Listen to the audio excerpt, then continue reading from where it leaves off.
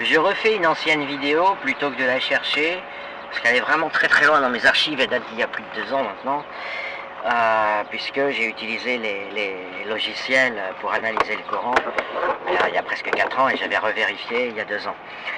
Bon, peu importe, je ne vais pas raconter ma vie. Cette vidéo est très importante, donc je vous invite à regarder ce que j'ai mis en fond d'écran. C'est un tweet sur lequel je viens de tomber. Et d'ailleurs, j'ai mis en brouillon une réponse directe disant « Ah, je cherchais une occasion de poster cette vidéo » et puis je suis parti à la recherche de ma vidéo d'il y a 2 ans. Et je me suis dit « Ah non, je vais plutôt en refaire une et utiliser son image. » Alors, pour introduire le sujet, je vais d'abord raconter une anecdote. J'avais dans l'espace Twitter, pendant une durée d'1 an, 1 an et demi, une petite controverse avec Renato parce qu'il dit « Oui, JC vous parle de peur de l'enfer et vous parle de religion. Moi, Renato, je vous parle d'identité et je vous dis que c'est beaucoup plus important et qu'il faut aborder le problème sous cet angle-là. » En fait, moi, j'ai toujours été d'accord avec Renato que les deux s'additionnent. On a 2 problèmes, identitaire et superstitieux, mais lui, il me critiquait. Enfin, c'est pas qu'il me critiquait, mais il disait que j'avais tort, comme si ce que je disais s'opposait. Eh bien, figurez-vous que ce que vous voyez là en fond d'écran va donner raison à Renato. Alors, en fait, lui donner raison, on a tous les 2 raisons et ça s'additionne. Hein. Encore une fois, j'insiste, c'est pas un signe moins, il n'y a pas une opposition. C'est pas que l'ingrédient sur lequel il souhaite insister est en opposition avec l'ingrédient. Les 2 s'additionnent. Donc on est en fait tout à fait d'accord. Simplement, moi j'ai créé un compte pour parler de mon ingrédient et du travail que j'ai fait sur mon ingrédient, mais je reconnais tout à fait l'existence de l'autre. Quant à mettre des scores, c'est pas évident, et puis c'est pas très... Voilà, ça dépend des gens. Massivement, il a plutôt raison sur le plan politique. Pour la résolution du problème, c'est plutôt moi qui ai raison. Encore une fois, je dis, on ne s'oppose pas. Pour le constat et sur la loi des grands nombres, il vaut mieux l'écouter au niveau de l'action politique immédiate. Mais encore une fois, ça ne va rien résoudre du tout, mais ça peut, dans un premier temps, établir des frontières qui ensuite aideraient à peut-être traiter. Moi, je pense qu'il faut traiter les problèmes en même temps, mais c'est comme un mur avec le début, il est en terre, on arrive à gratter la terre, et puis on tombe sur une paroi métallique infranchissable de cette manière. Et moi, j'évoque la paroi métallique, le pari de Pascal neurologique et la maladie induite, voilà. Mais bon. Voilà, je vais m'arrêter là, c'est pour dire que là, ce que je vais raconter va lui donner raison d'une manière presque humoristique et ironique, et surtout, je déplore que l'aspect que je vais développer ne soit pas assez présent. On dit souvent, l'islam est faux. Oui, mais la question c'est, est-ce que ces promoteurs, les prosélytes, les activistes, comme le gars qui a mis la photo là, se trompent en étant musulmans? Et en fait, on ne va pas plus loin. Or, une autre question additionnelle et qui là franchement nous plonge dans le rénatisme, si j'invente un mot, dans ce que dit Renato, c'est que est-ce qu'on serait pas face aussi à des gens, Bassem en a démasqué 3 imams célèbres 2.0 qui ont été démasqués par Bassem, mais est-ce qu'on serait pas face à un mouvement, et la question serait de mesurer son ampleur, de gens qui ne croient pas à l'islam, donc ils n'y croient pas, comme le gars là, comme le tweetos dont j'exhibe une image, et qui s'en servent, okay, tout en n'y croyant pas.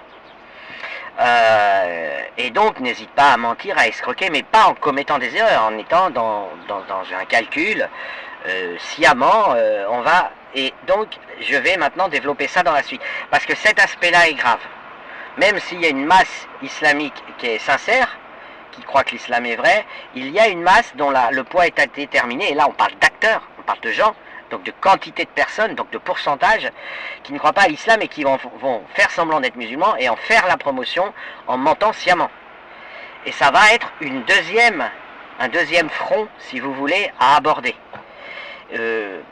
Bon, voilà, il faut que je fasse une pause, donc je vais coller les 2 vidéos, les 2 audios. J'ai abordé de manière très complète et détaillée, et je vais l'associer, je vais faire un tweet avec les 2 YouTube. J'ai déjà raconté ça en ce qui concerne la Terre plate. Et là maintenant je vais reprendre la vidéo que j'ai faite il y a 2 ans sur les soi-disant et la propagande sur des soi-disant miracles du Coran qui serait son contenu en termes de nombre de fois qu'apparaît un mot, etc.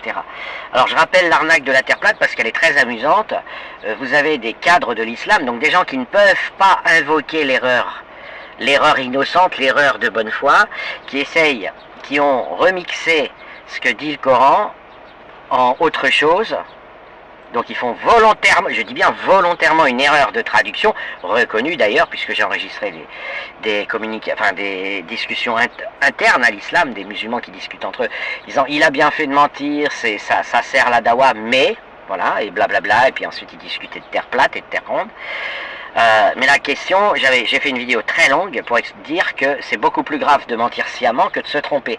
Parce que la plupart des gens pointent le fait que le Coran dit que la terre est plate et qu'ils se trompent, la terre étant ronde.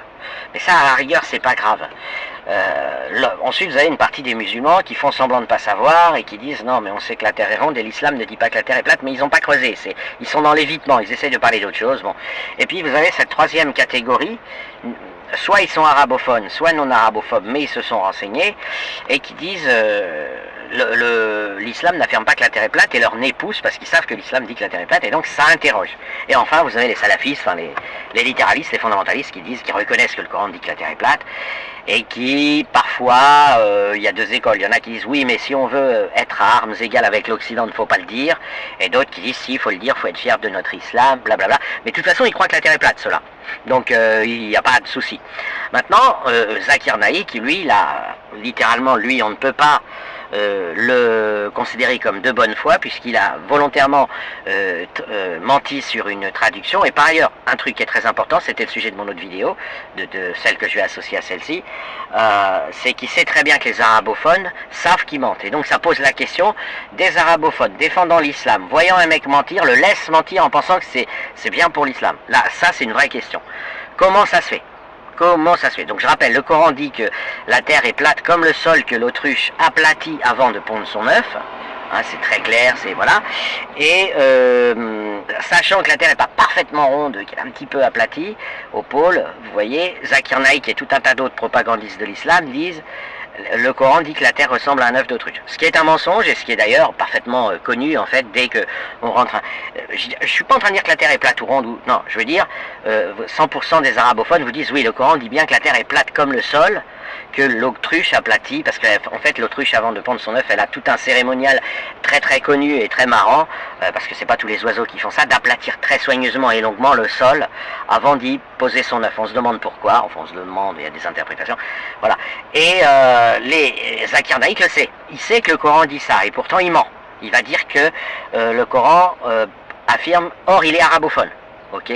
Donc là, on est sur un autre sujet. On n'est pas sur le sujet de quelqu'un qui se trompe, mais on est sur le sujet de quelqu'un qui ment volontairement et donc qui fait du business. Et donc, du même coup, dans 99% de probabilité que Zakir Naik ne croit pas à l'islam. Il n'est pas musulman. D'où, pourtant, c'est un personnage important dans le prosélytisme islamique et dans la propagande islamique mondiale. Enfin, à l'Est, mais quand même. Alors là, j'aborde le même sujet avec le concordisme. Le concordisme, vous voyez parfois un jeune, un moins jeune, un youtubeur, un influenceur quelconque, reprendre des chiffres et dire, regardez, il y a 365 fois le mot jour, 365 fois le mot nuit, 12 fois le mot mois, enfin bref, prendre des chiffres comme ça et dire, vous voyez, il y a une symétrie dans le Coran qui montre que c'est surnaturel. Alors premièrement, l'argument montrant que c'est naturel ne prouve pas que ça vient d'Allah, et eux ils disent, ça prouve que ça vient d'Allah. Et deuxièmement, quand bien même ce serait surnaturel, ça c'est une signature de Satan. Donc admettons même qu'on croit à ça, ce serait une signature de Satan. Dieu ne va pas s'abaisser à des puérilités a priori de ce type. Mais passons. Ces gens-là n'ont pas. Ces gens-là reprennent, ils relayent et refont une vidéo avec une image en fond d'écran avec des chiffres. Ok. Mais on ne peut pas les accuser forcément d'être de mauvaise foi. Parce que peut-être qu'ils y croient, après tout. Peut-être qu'ils ont eu la flemme de vérifier et qu'ils se sont dit, je suis influenceur, je ne suis pas documentaliste, et encore moins typographe. Et encore moins, je sais me servir de logiciels qui comptent les mots dans un texte. Sauf que pour que ça commence à exister, cette escroquerie, il faut bien qu'il y ait des premières personnes qui, elles, l'ont fait exprès. Et donc mentent. Volontairement. Mais elles mentent pas volontairement comme ça pour le fun.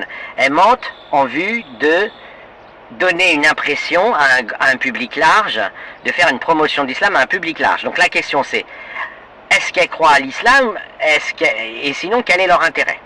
Quel est l'intérêt de mentir sur des données chiffrées en pensant que ça va faire une certaine impression au public si on n'est pas musulman? Maintenant, comment on peut être musulman et mentir sur le Coran de manière aussi carrée? Parce que ces gens-là, ils ne se font pas d'illusions. Ils vont certes avoir un effet sur la foule informe des gens qui ne vont pas vérifier. C'est-à-dire qu'ils vont ils vont influencer une foule qui vérifie pas, donc qui d'une certaine manière est instable, est friable, n'est pas très... Mais toute personne qui va vérifier va s'apercevoir du mensonge. Et en s'apercevant du mensonge, le gars, l'auteur du mensonge, c'est pas tant, on va pas lui reprocher de se tromper, c'est qu'on va lui reprocher de l'avoir fait exprès, et donc de mentir en toute connaissance de cause. Parce que des logiciels aujourd'hui en 2026, d'ailleurs l'image que j'ai mis là c'est un tweetos de ce matin, elle a été retransformée pour enlever les trucs les plus flagrants. N'importe quel logiciel en 2026, vous mettez le Coran, prenez la version la plus officielle en arabe etc. du Coran, et vous comptez les mots et vous verrez que tout ça c'est faux. Il n'y a pas le mot jour, il apparaît 484 fois et non pas 365 etc. Et ça c'est, en fait, vous ne pourrez jamais avoir confiance en quelqu'un, il faut le vérifier vous-même. Donc il faut que vous ayez un logiciel sur votre ordinateur qui compte les mots, il y en a plein, un site internet en lequel vous avez confiance, et vous comptez les mots de autant en emporte le vent, etc. Enfin vous vérifiez avec plein de livres que le logiciel il travaille normalement, et même pire, même mieux, vous allez voir le code source si c'est bien ce qu'il fait, s'il compte bien les mots, et à partir de là vous comptez les mots, vous apercevez que tout ce qui est écrit sur cette affiche que j'ai mis en arrière-plan est faux, et vous vous posez ensuite la question, merde, les mecs qui ont produit ça, ils le savent, ou alors il y a deux possibilités, soit ils le savent, ils se sont aperçus qu'ils allaient mentir, ils ont même éventuellement utilisé le logiciel pour adapter leurs mensonges, ils se sont dit 484 fois, 365, bon c'est pas trop loin, c'est un ordre de grandeur, etc.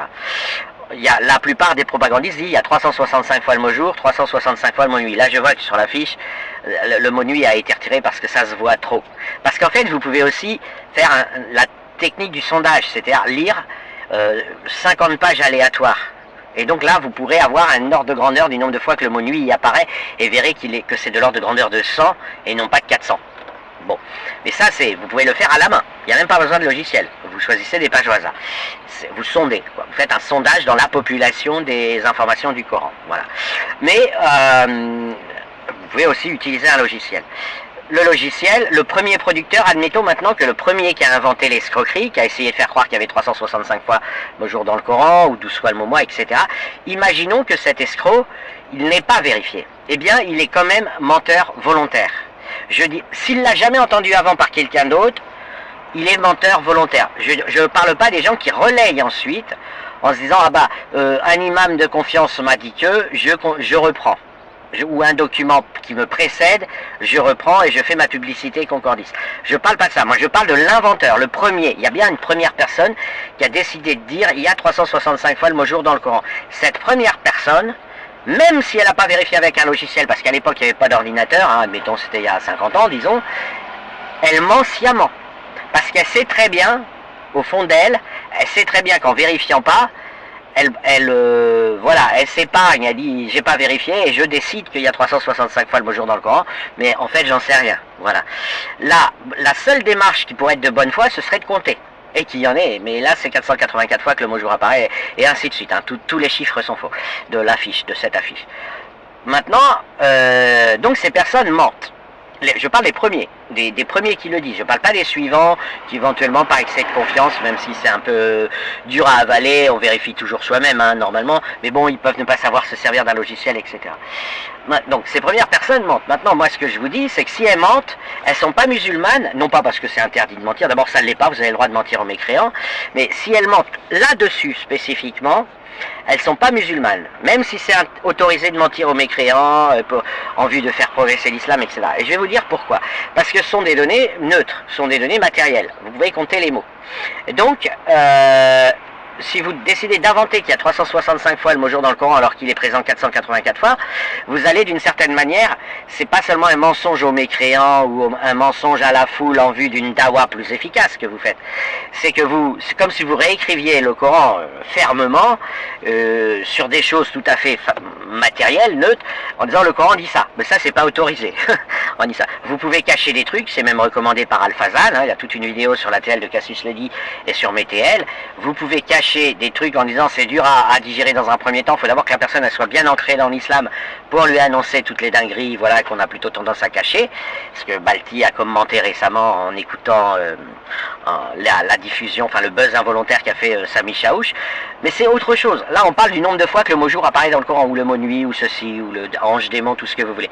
Là on est, donc le mec qui décide à la place d'Allah qu'il y a 365 fois, enfin de raconter au public qu'il y a 365 fois le mot jour dans le Coran, alors que c'est faux, et le mec il sait soit que c'est faux, soit il vérifie pas, il fait un pari, et voilà, il n'est pas musulman. Et donc il fait de l'islam business. Et quel est l'intérêt de faire de l'islam business en n'étant pas musulman?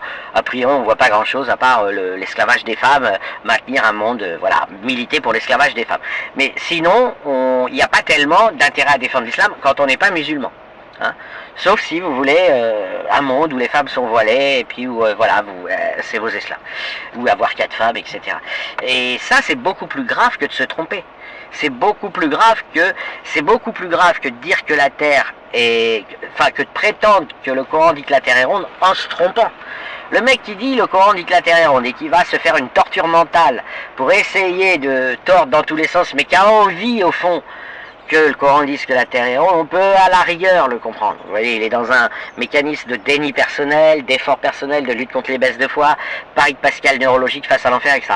Mais le mec qui arrive et qui dit, alors que personne ne demande rien, Allah n'a pas demandé qu'on raconte que le mot jour apparaît 365 fois dans le Coran. Le Coran en islam, c'est censé être la parole à la virgule près d'Allah.